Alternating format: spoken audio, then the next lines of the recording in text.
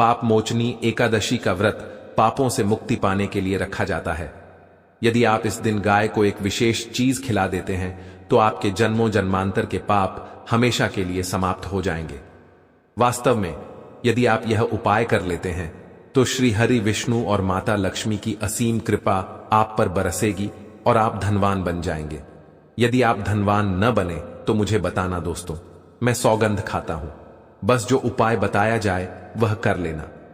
पाप मोचनी एकादशी के दिन यदि आप चुपचाप गाय को एक खास चीज खिला देते हैं तो करोड़पति ही नहीं, अरबपति भी बन सकते हैं। आपके जीवन के सभी संकट और परेशानियां समाप्त हो जाएंगी।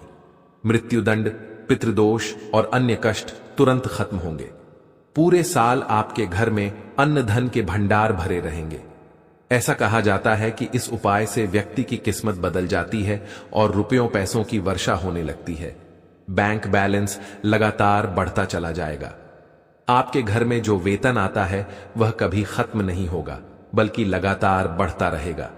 सभी दुख, दर्द, संकट और कष्ट दूर हो जाएंगे और जीवन में सुख समृद्धि का आगमन होगा।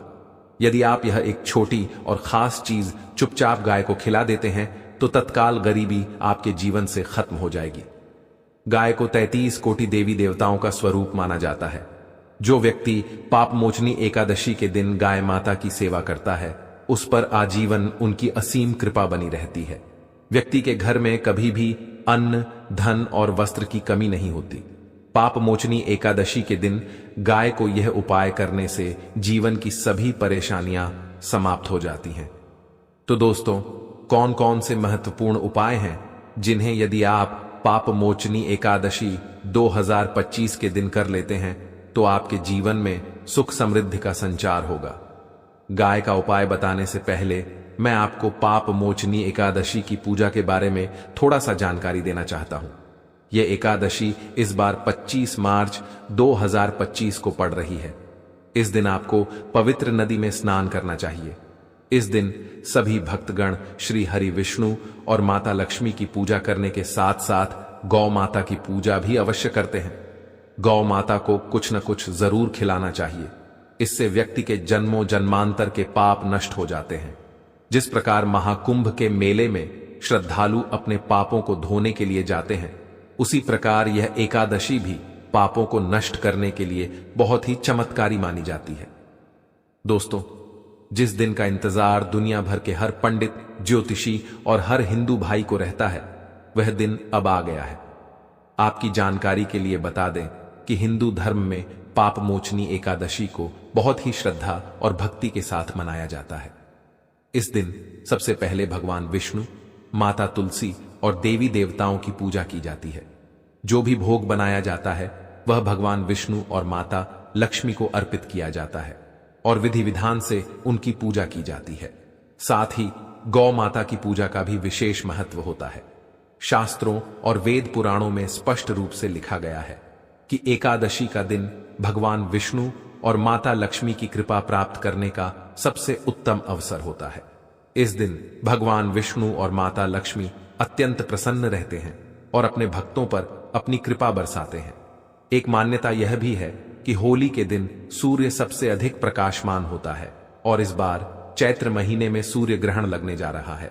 पाप मोचनी एकादशी के दिन भगवान विष्णु और माता लक्ष्मी की पूजा के साथ साथ सूर्य देव को अर्घ्य दिया जाता है। महिलाएं इस दिन व्रत रखती हैं और पूरे मन से पूजा अर्चना करती हैं। अगर आप ज्योतिष के अनुसार देखें तो एक व्यक्ति की कुंडली में चंद्र ग्रह की स्थिति यदि मजबूत हो तो उसका भाग्य हमेशा उसका साथ देता है। ऐसा व्यक्ति जिस भी कार्य को करता है उसे सफलता अवश्य प्राप्त होती है। यही कारण है कि पाप मोचनी एकादशी का हिंदू धर्म में बहुत विशेष और महत्वपूर्ण स्थान है। इस बार पाप मोचनी एकादशी पर 52 प्रकार के शुभ योग बन रहे हैं। वर्षों बाद सूर्य का प्रकाश इतना प्रबल होगा जितना पहले कभी नहीं हुआ, क्योंकि चैत्र महीने में साल का पहला सूर्य ग्रहण लगने जा रहा है। यह एक अत्यंत दुर्लभ संयोग है जो लगभग 130 साल बाद बन रहा है।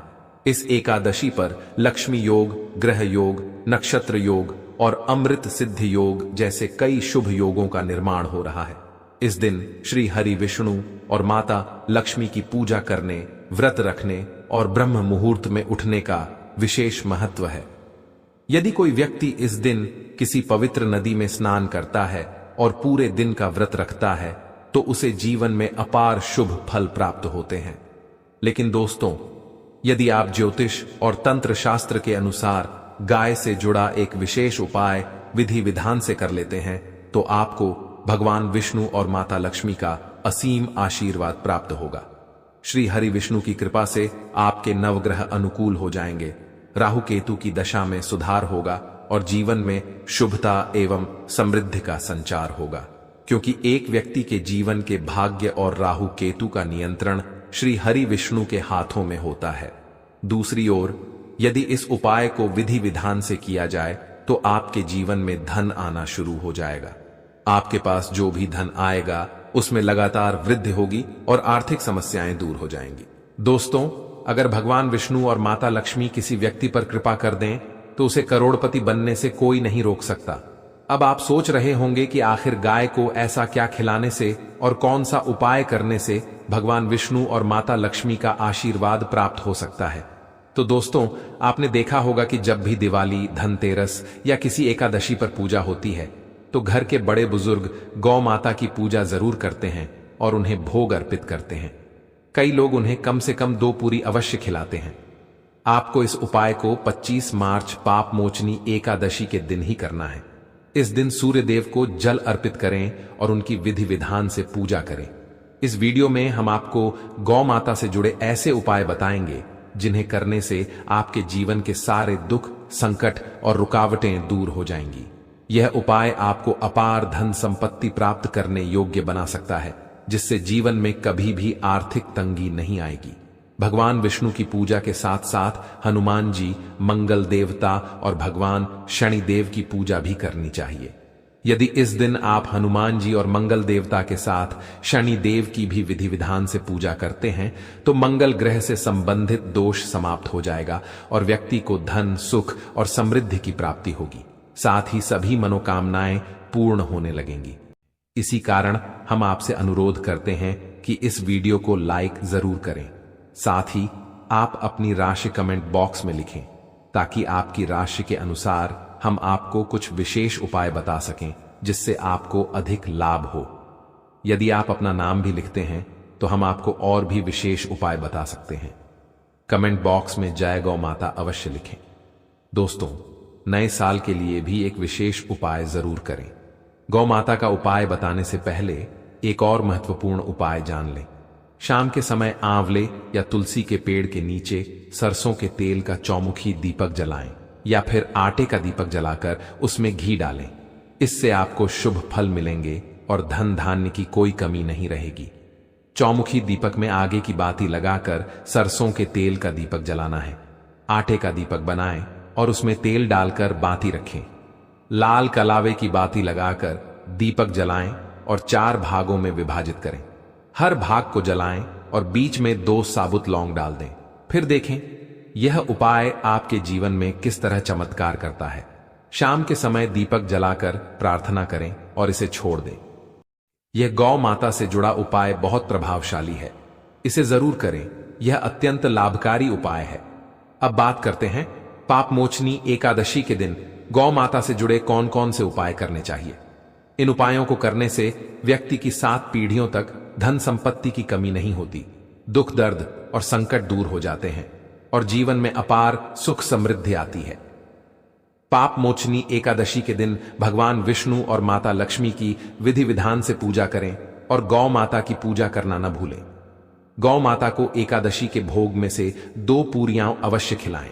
सूखी पूड़ी न दें, बल्कि उसके ऊपर मिठाई, हलवा या कोई अन्य व्यंजन रखें और फिर गौ माता को अर्पित करें। हर शुभ और मांगलिक कार्य में गौ माता या उनसे जुड़ी चीजों जैसे गौ मूत्र, गोबर, दूध या गाय के घी को जरूर शामिल करें। इससे पुण्य की प्राप्ति होती है। सनातन परंपरा के अनुसार जिस घर में गाय होती है वहां से सभी वास्तु दोष स्वतः ही समाप्त हो जाते हैं, क्योंकि पंचमहायज्ञ के बिना कोई भी पूजा पाठ या हवन सफल नहीं होता। हर महीने परिवार सहित एक बार गौशाला जाने का नियम बनाएं और गायों को हरा चारा खिलाएं। इससे सभी वास्तु दोष शांत होते हैं। गर्मियों में गौ माता को पानी पिलाएं और सर्दियों में उन्हें गुड़ जरूर खिलाएं। खासतौर पर होली के दिन गौ माता को गुड़ अर्पित करना शुभ माना जाता है। ध्यान दें, गर्मियों में गाय को बहुत ज्यादा गुड़ न खिलाएं। गौ माता से जुड़े कई शुभ और अशुभ संकेत भी होते हैं। यदि दूध दूहते समय गाय अचानक ठोकर मार दे और दूध गिर जाए तो यह अपशकुन होता है। लेकिन यदि यात्रा के समय कोई व्यक्ति देखे कि गाय अपने बछड़े को दूध पिला रही है तो यह शुभ संकेत है और यात्रा सफल होगी। यात्रा पर जाते समय यदि गौ माता की आवाज सुनाई दे या रात में उनकी हुंकार सुनाई दे तो इसे भी शुभ माना जाता है। दोस्तों, साथ ही साथ गाय के साथ हमें कुछ ऐसी गलतियां करने से बचना चाहिए जो पाप का कारण बन सकती हैं। गाय को राष्ट्रीय पशु बनाए जाने और उन्हें विशेष अधिकार दिए जाने की चर्चा हो रही है, लेकिन इसके बावजूद कई लोग उनके साथ बुरा व्यवहार करते हैं। जैसे ही गाय दूध देना बंद कर देती है, कुछ लोग उन्हें सड़कों पर छोड़ देते हैं। ऐसे में कई बार लोग उन्हें मारते पीटते हैं, उन पर पानी डालते हैं, जिससे वे घायल हो जाती हैं या बीमार होकर दम तोड़ देती हैं। इसलिए हमें यह समझना जरूरी है कि गायों के साथ हमें कैसा व्यवहार करना चाहिए और शास्त्रों में इसके बारे में क्या कहा गया है। शास्त्रों के अनुसार गाय को कभी भी मारना पीटना नहीं चाहिए। उन्हें माता का दर्जा दिया गया है और जो व्यक्ति गाय को कष्ट पहुंचाता है वह उतने ही बड़े पाप का भागी बनता है जितना कि अपनी माता को कष्ट देने वाला। ऐसा व्यक्ति नरक में कष्ट भोगता है और अगले जन्म में पशु योनि में जन्म लेता है। एक कथा के अनुसार गौतम मुनि ने गलती से एक गाय को डंडा मार दिया था, जिससे उसकी मृत्यु हो गई थी। इस पाप से मुक्ति के लिए उन्हें वर्षों तक तपस्या करनी पड़ी। इसी तरह भगवान श्री कृष्ण ने एक बार गलती से बैल स्वरूप में आए एक वृद्ध आश्रमवासी का वध कर दिया था। इस पाप से मुक्ति के लिए उन्होंने सभी तीर्थों को एक कुंड में बुलाया और उसमें स्नान कर खुद को शुद्ध किया। शास्त्रों में कहा गया है कि जब कोई गाय पानी पी रही हो तो उसे डराकर या भगाकर नहीं हटाना चाहिए। ऐसा करने वाला व्यक्ति घोर पापी बनता है।